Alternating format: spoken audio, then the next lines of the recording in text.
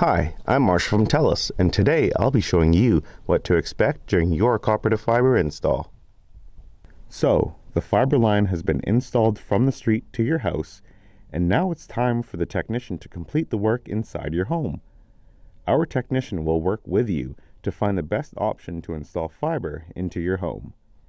If the inside of your home does not already have a fiber line, drilling a small hole may be required to install one and will be sealed up once completed.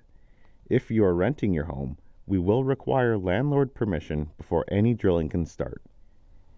If you live in an apartment or townhome and your building has been retrofitted with fiber, chances are your technician will run Invisalite, which is a very thin fiber line that can easily be hidden and once finished is nearly invisible.